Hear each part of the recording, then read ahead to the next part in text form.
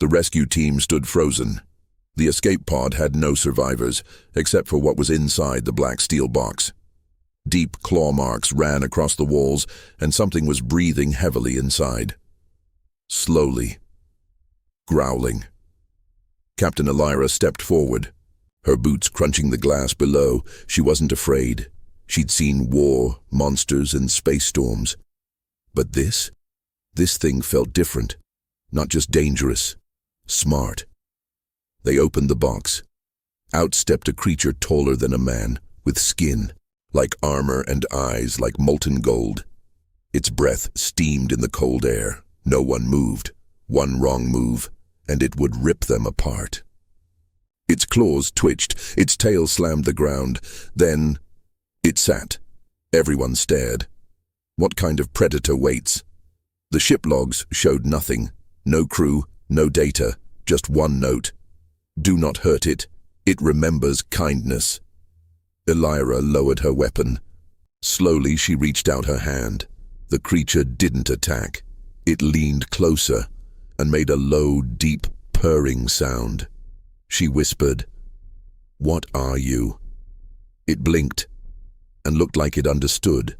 The military called it Project Gentle Fang, but no one outside Earth knew what it really meant. Hidden on an icy moon station, humans were doing the unthinkable, turning deadly alien predators into calm, obedient companions.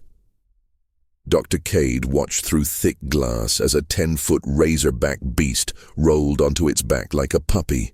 Its jaws could crush metal, but now it wanted belly rubs. That wasn't science. It was something stranger, connection. The galaxy had always feared the deathworld creatures. Their home planets were nightmares, lava, poison skies, crushing gravity. Nothing survived there except monsters, and now humans were teaching them to sit, stay, and play. But not all of them. In Cell 9, one creature never made a sound. It sat still, always watching. Its eyes followed the guards, the cameras, and especially Dr. Cade. He could feel it thinking, studying. It started with a sound no one could explain. A low, humming growl echoed through the research station at 2:14. AM security lights flickered. Cameras went black. Doors that were locked were suddenly open. Dr. Cade woke up to alarms. Screaming followed. He grabbed his tablet. Every cage was secure, except Cell 9. The creature was gone. No signs of a break, no broken locks. It had just vanished. Down the corridor, 2 guards were found unconscious. One had deep cuts, but the other had no wounds at all. Instead, he was wrapped in pieces of torn cloth, like someone tried to protect him. Inside Lab Room 3, the walls were scratched again. This time the message said, "I remember faces." Panic spread. Scientists demanded the creature be hunted. Soldiers loaded weapons, but Cade felt something strange. The security footage, though partly destroyed, showed the creature didn't attack first. It moved past weapons, toward people who once fed it. It didn't want to escape. It was looking for someone, and in the dark, something else moved. Something even more dangerous, watching the humans back. That night, a silent alarm flashed. One cage was empty, no broken doors, no forced entry. Just one message written on the wall, scratched by claw: "Kindness is not weakness." And the real test of Project Gentle Fang had just begun. The galaxy called them monsters, but the humans called them babies. Inside the main training dome, Dr. Cade entered cautiously. A winged predator the size of a car crouched on a metal platform. Its eyes glowed like coals. Its venom could melt armor. But when Cade tossed it a soft toy, the creature chirped and hugged it gently with its razor-sharp claws. Security footage showed more strange behavior. A lava serpent curled around a human scientist like a cat. A shadow lurker beast from planet Threxus slept beside a technician, purring like a happy engine. The program was working. They weren't just being controlled. They were learning trust. But in the far chamber, cell 9 stayed cold. The creature inside didn't respond to toys, food, or sound. It simply stared at the wall, motionless for days. Cade feared something was wrong. Then one night, the creature stood and drew a shape on the wall with its claw. A human hand. No sound, no growl, just a symbol. And for the first time, Cade whispered to himself, "It doesn't want to be a pet. It wants to be understood." Dr. Cade found her near the power core, Curie, the youngest scientist in the station. She was sitting on the floor, calmly feeding the escaped predator with bare hands. No guards, no weapons, just quiet. The creature sat in front of her like a statue, its claws folded in, its chest rising and falling in slow rhythm. Its eyes locked on her, but there was no hunger in them. Only focus. "You're not afraid?" Cade asked. Curie shook her head. "It was never trying to hurt us. It was lonely." She showed Cade a worn data pad. Hidden files, private logs, footage of the creature in the lab, months of it being treated, like an object, never spoken to, never touched. But Curie had been different. She spoke softly, left food by the door, drew pictures on the glass. The creature had watched her all that time, and now it followed her like a shadow. "It's not just an animal," she whispered. "It understands sadness. It remembers kindness." Cade looked into the predator's golden eyes, and for the first time, he saw something human staring back. Across human colonies, reports flooded in. More deadly creatures were acting gentle. A Skymore from Titan played with children. A bone-armored stalker let a farmer braid its mane. Everywhere, the same message appeared scratched into walls, dirt, and ship panels. "We choose peace." The galaxy was stunned. Other species had spent centuries fearing the predators of deathworlds. Now humans were cuddling them, training them, loving them, and the creatures were loving them back. They weren't pets, they were partners. The media called them predator whisperers, humans who bonded deeply with these beasts. No fear, no force. Only trust, but not everyone approved. From the outer systems, a cold, ancient race known as the Threx Dominion issued a warning. "This is not evolution. This is corruption. These creatures must be destroyed." Their ships moved toward Earth's colonies. Their drones began hunting the tamed beasts. One predator was caught and executed on a live broadcast. The others howled in rage. Back on the moon station, the creature from Cell 9 turned its glowing eyes to the stars. It growled once, low and long. War was coming, and this time the monsters would choose a side. The sky burned red over Colony Vega 12. Threx Dominion drones dropped from orbit like metal rain, their orders clear: destroy all tamed predators. It wasn't just war, it was a purge.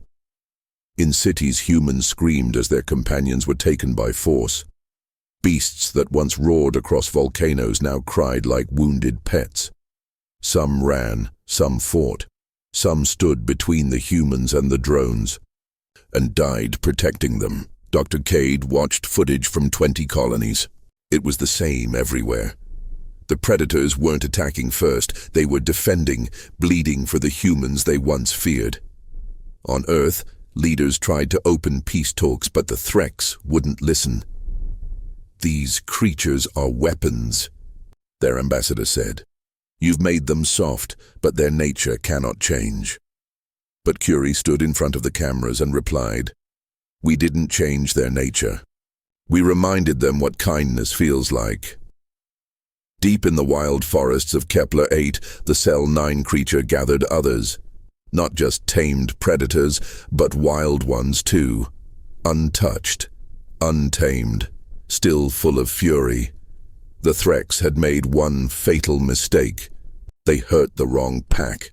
The first Threx drone exploded mid-air, ripped apart by wings as sharp as blades. Across the colonies, deathworld predators rose from the shadows, once feared, now furious. They weren't running anymore. A lava serpent burst through a military base, melting steel and tearing apart warbots. A bone-maw beast crashed into a Threx hover tank, shielding its injured human handler behind its spiked body. Creatures once bred for chaos, now fought.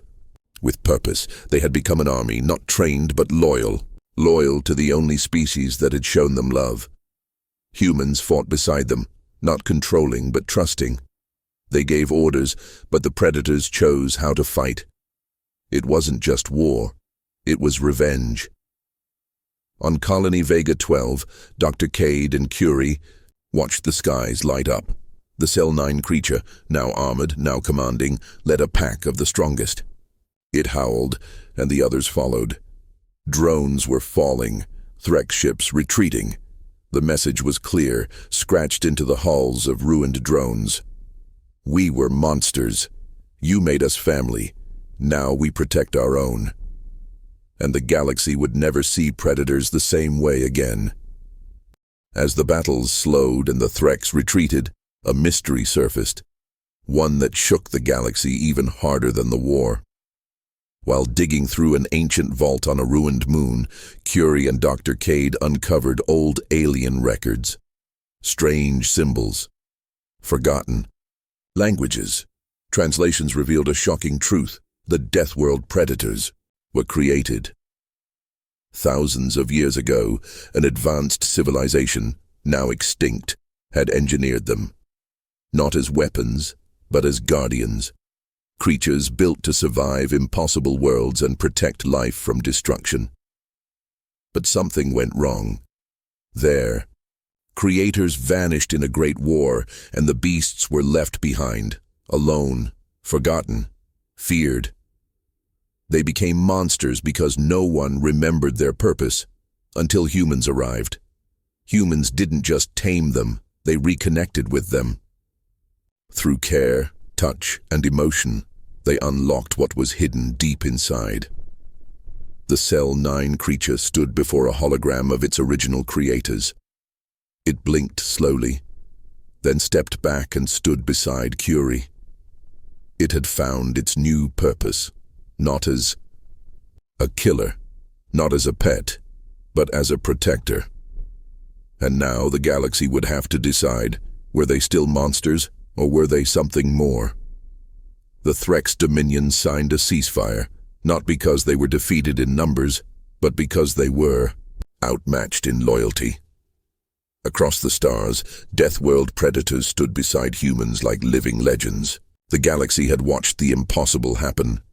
Creatures born in fire, ice, and poison now gently nuzzled human children, guarded colonies, and slept peacefully in sunlit fields. The creature from Cell 9, once feared as a perfect killer, now walked freely through human cities. No chains, no cages. It still growled at strangers, but only when it sensed danger. With Curie at its side, it became a symbol of peace and a warning. A statue was raised on Earth, a human and a beast sitting side by side, not as master and pet, but as equals. We didn't win with weapons, Dr. Cade said during the peace ceremony. We won with compassion. And in quiet homes, people cuddled their monstrous companions, fangs tucked under blankets, claws wrapped around arms. Soft purring echoed through metal walls. The galaxy finally understood. You don't always fight monsters. Sometimes, you love them until they fight for you.